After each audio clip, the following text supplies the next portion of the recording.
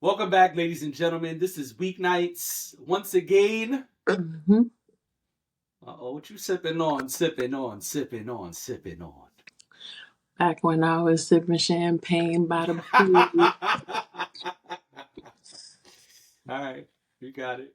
I shouldn't have asked you what you were Who'd sipping have on. thought? You right. Mind my damn business. It's just some coffee, that's all. Got it. All right. I am JD, aka He Who Pods. Glasses on today, so also rear view mirror. And I'm Dash, aka Dashing D, aka the real king of R&P. Did I say R&P? You did. I meant Rhythm, R&B. rhythm in. Nah. Anyway. Real king of rhythm and put rhythm in. I would make a great madam.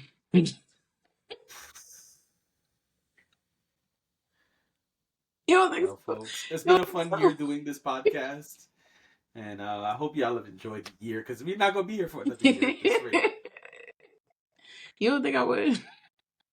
Nah, not commenting on that. So, where would you like to start? You could lend me your support after the pod. Where would you like to start? Where would I like to start? So we know on puh, rhythm and puh. So the real king of R&B. You know what I'm saying? What a pod. We could stop right here. That could be the pod. We don't even need to talk no more. Where should we start? We could we start with let's start with Will Ferrell All right, put my phone down there. and Reese Witherspoon. Yeah, so quite an interesting combo. A trailer recently came out for a film called You're Cordially Invited. And it's going to be on Prime. Yep. And you already said it stars Will Ferrell and Reese Witherspoon. And we Mhm. saw the trailer. And we're here to react.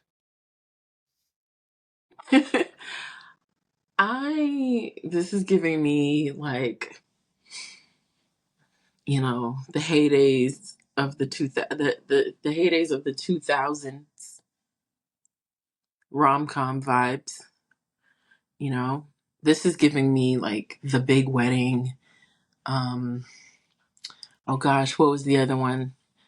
What was the one with Alec Baldwin and was it Meryl Streep? Yeah, I It's think the it one where he shot the lady, right? no. No, the one with Alec Baldwin and Meryl Streep was the Oh, one where the parents were sneaking around.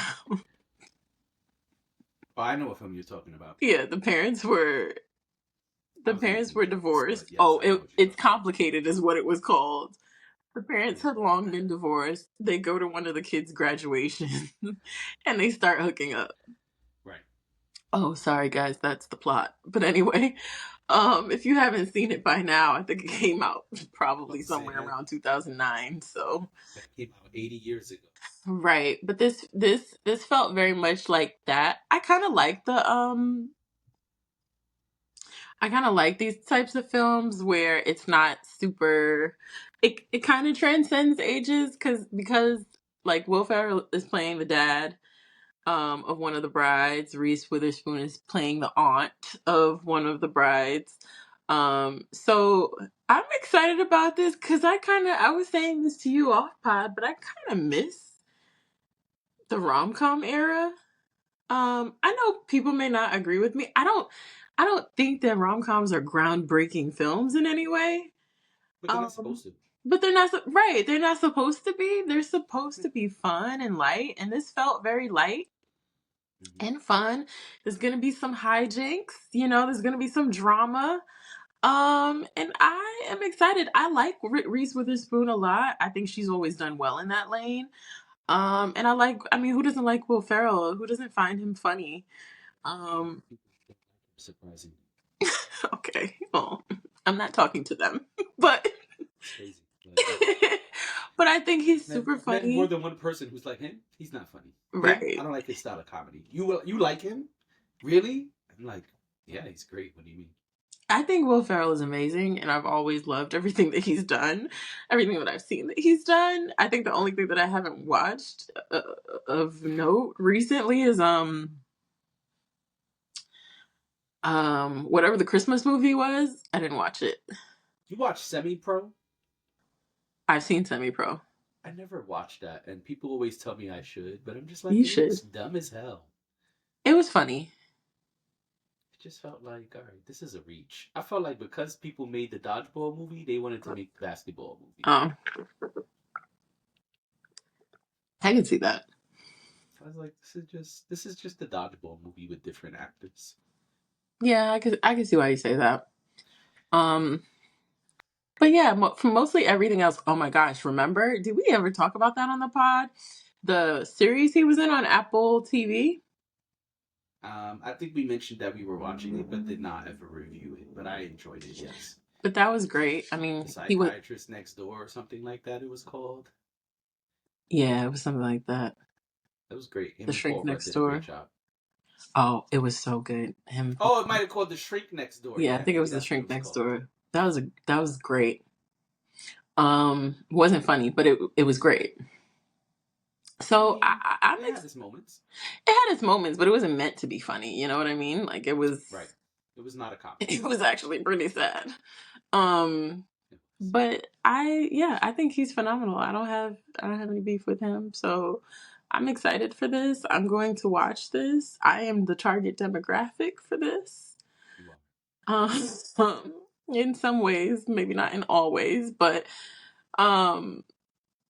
see any of us in there, did you? I mean, no, and I didn't expect to. except for the So Spanish girl with the social anxiety. oh, that was funny though. I felt like that was a knock at Gen Zers. Oh, absolutely. I said, "Oh, okay." I saw that it was like Summer Walker will not approve of this. I said, "Well, this is my type of carrying on." Yeah.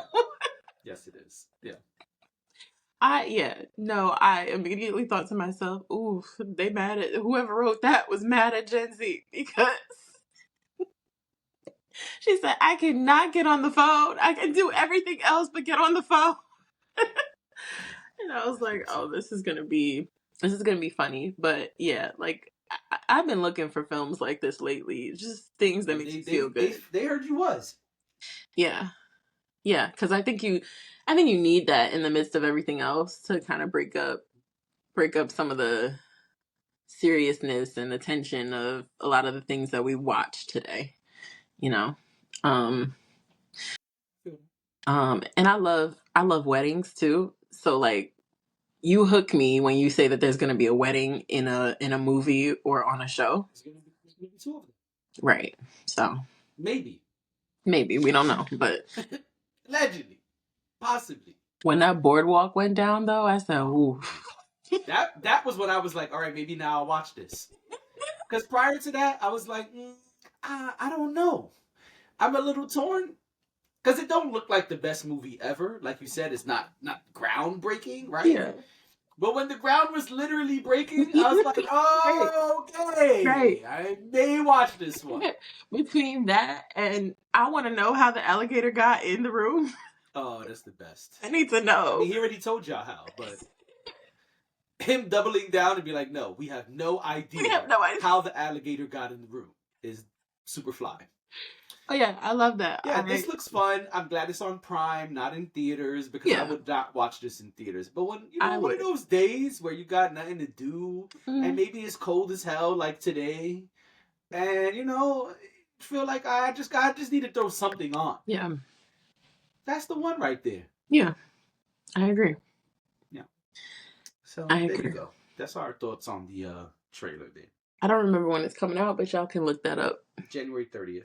Oh, there you go. Thank you. You're welcome. It said it in the trailer. I know it said it in the trailer. I just couldn't remember. It also says it on the thing I have pulled up here. Okay. In our Chizat. In other funny news, there's new developments in the Kanye and Cenat beef. I didn't even know there was a Kanye and Cenat beef. They've had a running thing for a while now. I don't really know why, but apparently it's over sweats.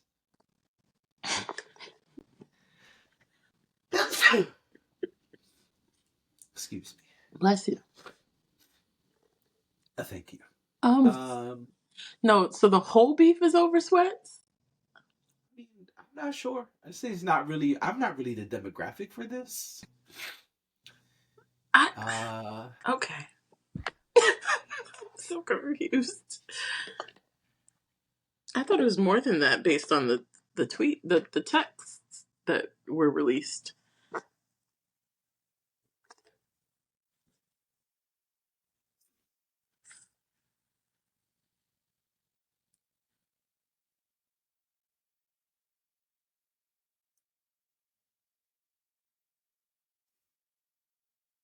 Cenat told his chat the beef is over. I mean, thing about when somebody's beefing with you and you're not beefing with them is that Um, it's pretty easy to end it. According to Billboard, Kai Cenat tells the chat. No, Kai Cenat tells chat, quote, the beef is over with Ye. The popular streamer and rapper have seemingly been at odds since last March. I Really? don't know what Billboard is doing, but I'm not signing up for your newsletter. No. Okay, here you go. It says Ye and streamer Kai Cenat seem to be on good terms these days. Over the weekend, the Chicago rapper posted a picture on his Instagram story of a horse wearing a bully stable blanket standing in the middle of the room Kai Cenat uses to stream his popular Twitch show. Cenat, however, seemed confused about the meaning of the picture, and so during a stream, I don't even, and said so during a stream, quote, I don't even know what this shit means, he said. Now listen, I know he's got an album coming out, and I ain't gonna lie. I think I'm officially part of the rollout. I don't know though. Brilliant move by him. I think I'm a part of the rollout. He made me a part of the effing rollout, dude. He then Wait, continued to speculate about. was he a part of the last rollout? Some people say yes, some people say no. Now it's coming back to me. Cause I think I even asked you when Vultures was coming out. I think I even asked you like, what does this guy have to do with anything that Kanye's doing? At the time, I didn't really know a lot about Kai Cenat. Interesting. It's coming back to me now, but I didn't know during that time that they had a beef. Um, He then continued to speculate about what Ye was trying to tell him, quote, but it's the most random thing. Like, I want to pick his brain, and I wonder why. Oh my god, he's trying to call me a dehydrated horse. Oh my god, what can this mean? Is he gonna diss me?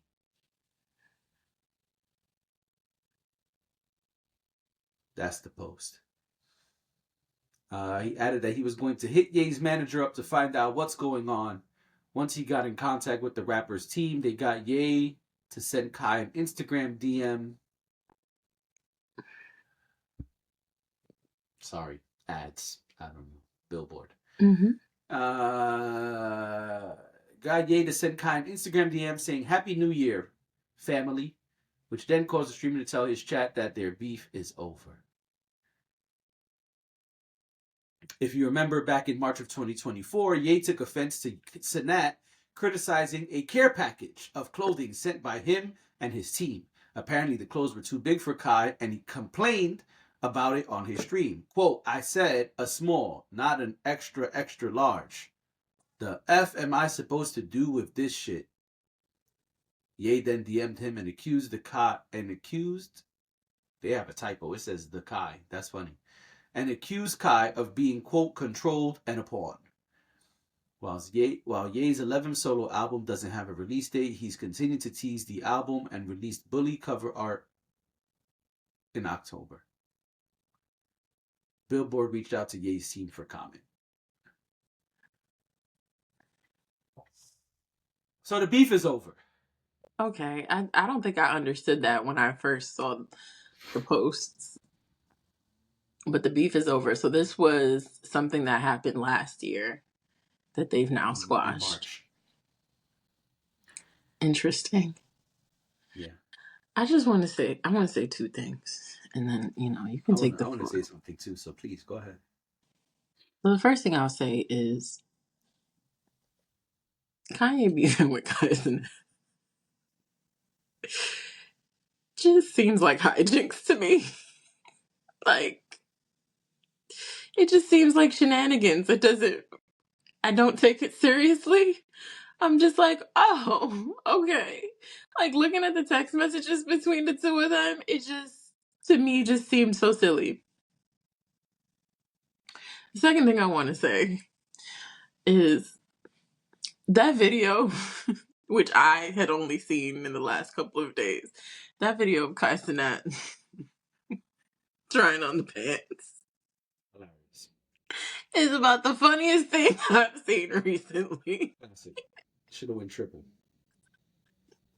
Because the reason it's funny is because, okay, he pulled up the pants once and let them fall, but he Just kept doing it. Hilarious. I think that's why Kanye was pissed off, because like, you're making a mockery of my clothes. But you can't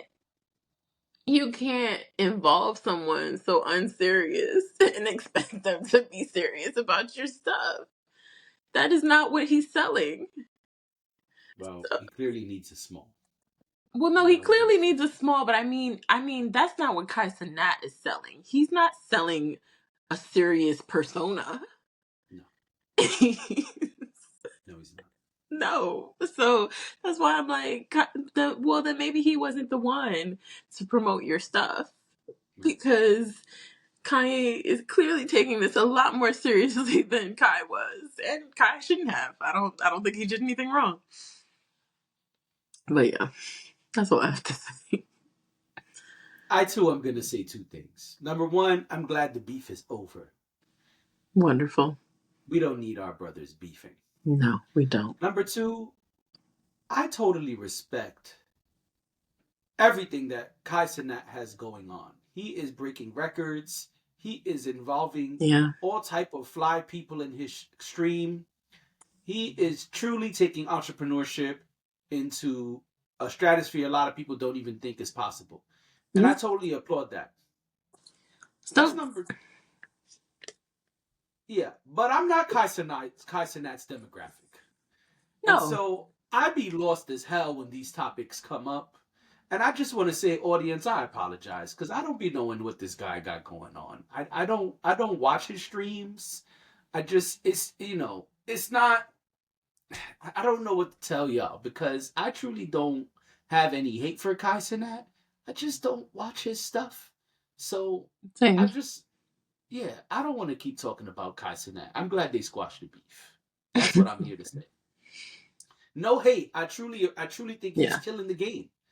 I'm not 20. Like I'm very much closer to 40 than 20. And so I'm glad there's no beef. I think Kai has put together a great platform.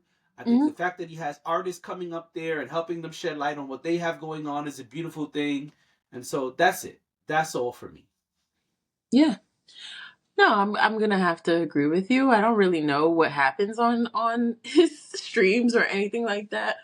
I just know that he's been a face that we've been seeing a lot of in the past year, and I'm not saying he just came on the scene in the past year. I'm saying we, as an entity, we have seen a lot of him in the past year. We have mentioned him. We have talked about him several times since Weeknights started. So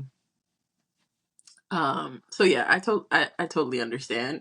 But that's kind of like the whole thing with me and the way I'm thinking of him and Kanye. It's like I get that sometimes older artists will reach back a little bit, or they'll try to do things that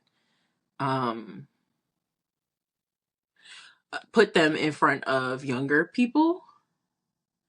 And my guess is that's what this was. Like, Kai is like the hottest thing smoking when it comes to streaming and when it comes to the internet. And I assume that's why Kanye and his team, or who I never know if Kanye has a team or if it's Kanye doing all the things. But that would be my guess, that that's why they even involved him in anything related to Kanye's album or clothes or whatever. I just feel like he's so unserious and he just want to do what he does. And that's it. And so maybe this wasn't the right choice for Kanye. Similar to how we're pushing 40 and we just have a different thing going on. Like, that's not the thing that's right in front of our faces. Perhaps maybe Kanye's team should have chosen somebody who better aligned with what they were looking for. Hopefully they figured it Yeah. Hopefully. out. And speaking of figuring things out, Uh-huh. we both know there's a lot going on with the upcoming, very possible TikTok ban. Yep. And somebody I'm a fan of uh, has thrown their hat in the race, so to speak. Shark Tank star Kevin O'Leary, Mr. Wonderful, seems to be interested in purchasing TikTok. And so he put out a statement here. It says, I'm excited to share that I'm partnering with Frank McCourt and the visionary team at Project Liberty. I pronounce it like that because there's an underscore. To lead the people's bid for TikTok. Mm-hmm. This isn't just about buying TikTok's US assets, it's about something bigger, protecting the privacy of 170 million American users. It's Mm-hmm. about empowering creators and small businesses, and it's about building a platform that prioritizes people over algorithms. TikTok has immense potential, not just as a tool for creators, but as a driver of meaningful economic and social impact. Together, we're working to create an American-owned platform that is secure, innovative, and puts you, all capitals, in control of your data and digital relationships. Your thoughts? I think this would be great. I mean, listen, if TikTok goes away, I'm okay. Right? I'll stop watching clean talk videos and, you know, and whatever. Like, it's not a big deal to me if it goes away. However, from a creative perspective, I think I was going into 2025 feeling like, wow, I really want to vlog more and things like that. So that's the disappointing side for me, that is going away. But I think I think it affects so many creators that if someone can somehow figure out a way to make it work, to where it doesn't have to be banned and taken away from so many people in the US who use it, then I'm for it. Like, I'm not gonna sit here and talk about how social media is the devil and blah, blah, blah, and all of that. There are people who make real money off of TikTok. Absolutely. And I think that's where I land with it. Um, because I understand the opportunities that have been created from TikTok being available to people. Um, and I personally and creatively, I feel like it does create a space that allows you to feel free in terms of like uh, posting video. I think it's a very different space than all of the other socials. Um, so if Mr. Wonderful can do the wonderful thing and make all of this go away, cool. I also just don't know the ins and outs and the legalities of what's going on with TikTok. So I don't know that it's as simple as I'm saying. And that's the other part of it. Like, I've struggled a little bit with the nuts and bolts of everything going on with TikTok right now. I've kind of just been hanging back and waiting to see what is said about it. Under the Desk News is actually really good at explaining these things. Absolutely. And you actually shared that with me. Um, Shared some of what was posted there, so that was helpful. But outside of that, I don't really have a complete and concise understanding of exactly how this will work, exactly what is going to happen, what could happen, what are the possibilities. Like, I'm not really understanding all of that. So, um, more power to him if he's willing to take it on as his own project. I think Mr. Wonderful is fully capable of leading business endeavors. He is a very wealthy person. He understands social very well. Mm. Um, of the people on Shark Tank, he is all over social. Not to say that the others are not, but he does a lot of things that make it very clear he understands social and has understood how to use social to drive business, for himself, for Mm. his subsidiary companies, for companies he's invested in, etc. Mm-hmm.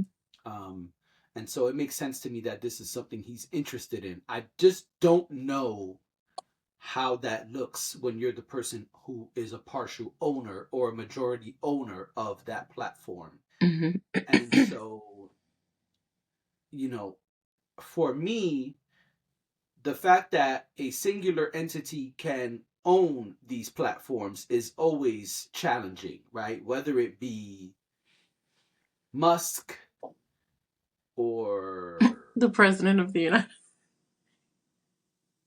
that guy No, I was talking or about Elon Musk. Zuckerberg. What? I was talking about Elon Musk. Oh, you called him the president. Oh, I thought you were talking about that other platform because Trump has a platform. No, because there's people out there who say he's the president and Trump is the vice I'm not going to comment on that one just yet. But president. um, to me, it's always a little scary when one person owns these things. Mm-hmm. I don't know Frank McCourt, and I don't have a problem looking into who that is. Mm-hmm. So I guess it's cool that there's another person involved. I just don't know. I would like to hear more about what the details of that would be. Okay. Um, but this is challenging for me, not because I don't trust Mr. O'Leary or because I think he's a bad person, any of that. I don't.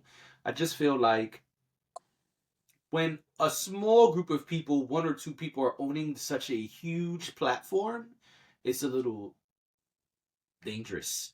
Yeah. And I know that's currently already happening on the majority of these platforms. Right. I just am giving pause. And so for me, the concern is less about him and more about what happens if another one or two people own this huge entity. Mm-hmm. Um, I'm not saying I have a better plan. I don't, because I can see some people saying, well, what do you think should happen? I'm not really sure. Mm-hmm. Also, because I understand that there is a time sensitivity when it comes to this TikTok stuff. Right. January 19th is in just a couple days. So, yeah, I don't have a better answer. I do think it's interesting. And I think, yeah, he definitely understands how social can drive business Mm-hmm. and how it can impact economics. So I think his tweet or statement, whatever it was, I think it's pretty spot on. Mm-hmm. Um, I just don't know. Is he the best person? Is he not the best person? I don't really have that answer. Mm-hmm. I'm just always given pause when one person is in charge of something that manipulates so many people. Yeah. Yeah. So that's my thought. No, I totally understand. And you make a good point. Um, I don't know. I feel like all of this is very much wait and see. Yeah, Um, and yeah, we run into kind of what we see with Meta, where Meta is constantly in court, battling battling things and battling the nuances of their platform and how it affects the public.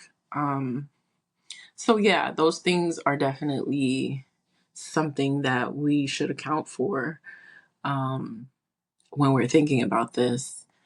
I just, I don't know. Like, I don't know what the right trade off is, right? Because again, it affects so many people, and we're not talking about a space where people are just there and just hanging out. There are people making real money, like I said before. So I think that is um what I've been thinking a lot about. I've been trying not to think about the trivial parts of it where it's just like a social media platform and who cares.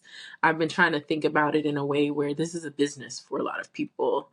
Um, and absolutely, you should diversify um, your reach, um, especially when you're in the business of social media. You should absolutely try to make sure that you're not just sticking to one platform because, as we can see, it can that can diminish. But